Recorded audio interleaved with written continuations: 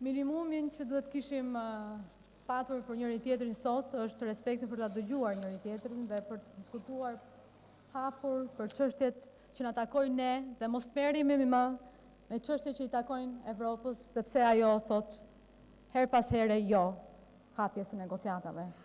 Minimumi që mund të bënte zoti kryeministër sot është që t'i shpjegonte shqiptarëve se pse që në 2018 ne vazhdojmë. Ju lutem zotëri kolegë uluni, kush nuk dëshiron të arrijë në këmbë të dal në salla.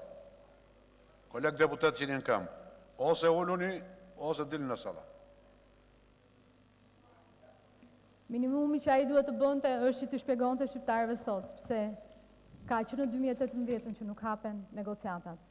Minimumi që zoti kryeministër duhet të bënte sot ishte të tregonte se ai nuk është i bindur që negociatat do hapen në 18 tetor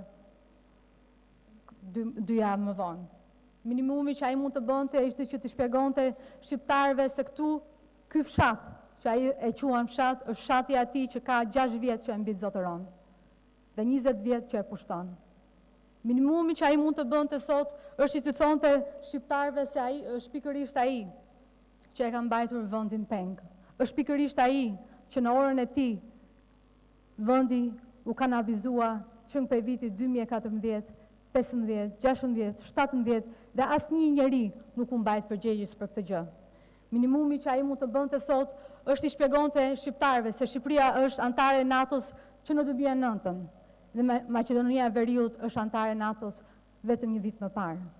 Minimumi që ai mund të shpjegonte sot shqiptarëve është se Shqipëria e humbi anijen e Bashkimit Evropian që në 2013, kur edhe Shqipëria mund të bëhej pjesë e Bashkimit Evropian. Minimumi që ai mund të bënte sot është t'i thonte shqiptarëve se ai është i paaft dhe partia e tij nuk mbjell më dot shpresë. Minimumi që ai mund të bënte sot për shqiptarët është t'i thonte që do hap krahun dhe do ndryshoj sistemin dhe mos të ketë frikë nga sistemi. Pse ke frikë nga sistemi, zoti kryeministër? Pse ke frikë nga listat e hapura? A vallë ke frikë se zoti Bushati mund të votojë më shumë se sa ti sot?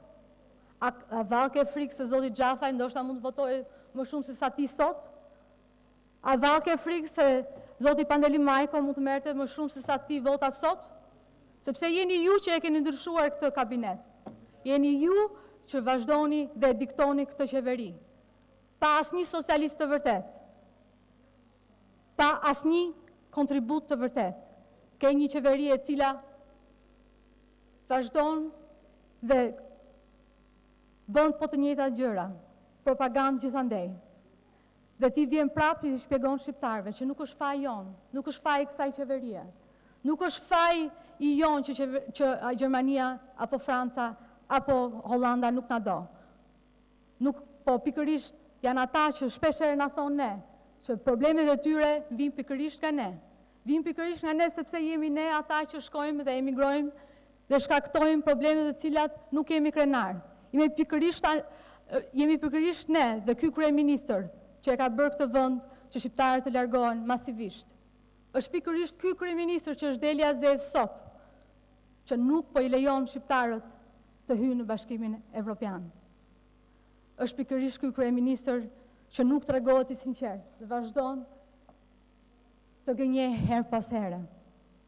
Por çfarë duhet bërë sot? Ne duhet patjetër ta ndryshojmë sistemin. Ne duhet të bëjmë çdo gjë që të ndryshojmë sistemin. Ne nuk duhet i druhemi ndryshimit të sistemit. Përse?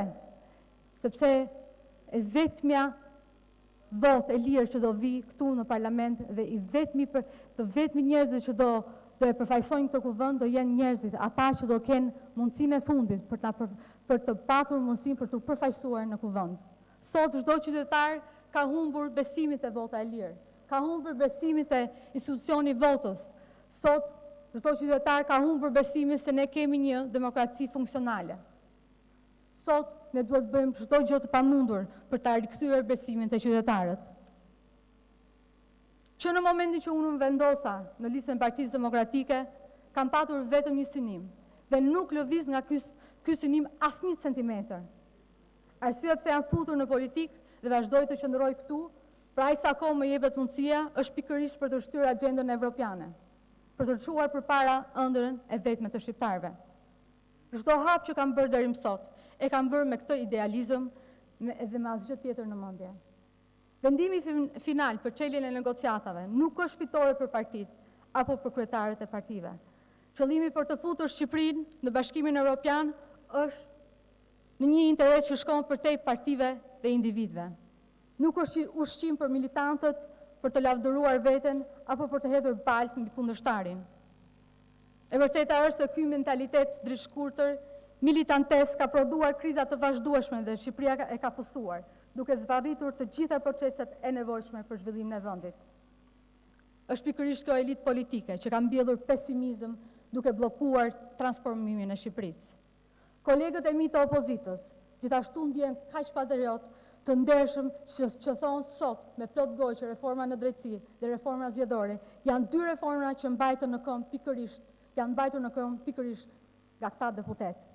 Ne do jemi opozita e parë e këtij vendi që në 30 vite tranzicion vendosën të vënë vendi përpara partisë. Ne jemi rebelët e parë të këtij sistemi të kalbu që ka skllavëruar shqiptarët pas partive dhe ka mbytur besimin dhe shpresën te vota e lirë dhe te ardhmja evropiane e vendit. Ndiem krenare që jam nismëtare e kësaj rezolute, bashkëregjisht me kolegët e Kuvendit, që ne t'i çojmë përpara detyrat tona dhe si adetar në radhë të parë, duke vendosur interesin e vendit mbi çdo gjë tjetër.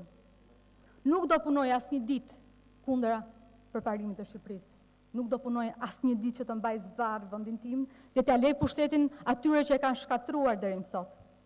Betejë e vështirë është, por jo e pamundur. Sistemi tani është sistemi atyre që e kanë shkatruar Shqipërinë, me luftra politike të ashpra, që e kanë përdorur këtë sistem për të akumuluar pushtet dhe kanë vënë para tyre interesin personal. Ky sistem është shfrytëzuar dhe keqpërdorur deri në fund nga kryetarët e partive. Ne nuk do ndalemi asnjë ditë duke thënë se ky sistem është sistemi më i keq që ka njohur Shqipëria. Edhe ndonse kanë ardhur shumë gra në këtë parlament, demokracia e vendit është varfëruar dhe ne nuk mund t'i shërbejmë më dot këtij qëllimi. Të nderuar kolegë, dua të mbaj mend se edhe pse jam në opozit, luftova për çeljen e negociatave. Edhe pse jam në opozit, dua të sjell një shembull të ri të një gruaje që lufton përballë një shoqërie maskiliste për të bërë diferencën përballë atyre që nuk e duan përparimin në Shqipëri e të shoqërisë shqiptare. Edhe pse jam në opozit, dua që Shqipëria të ketë mundësitë dhe të realizojë të gjitha projektet që sjellin në zhvillim ekonomik e mirëqenie në shoqëri. Unë nuk jam ushqyer me bukën e kalbur që të dua partim përpara vendit tim. Prandaj, pritshmëria ime është për një vendim final pozitiv për Shqipërinë, por të kushtëzuar. Një vlerësim negativ për Shqipërinë do t'i shtynte shanset tona së paku 3-4 vite. Ndërkohë që brenda vendit keqeverisja si model do të mbetej e paprekshme.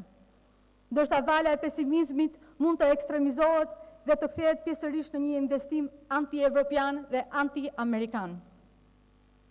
Vërteta është që vendimi duhet të merrej që prej vitit 2017. Po, problemet tona të brendshme e shtyn që në qershor të 2018-s dhe më pas në tetor të 2019-s.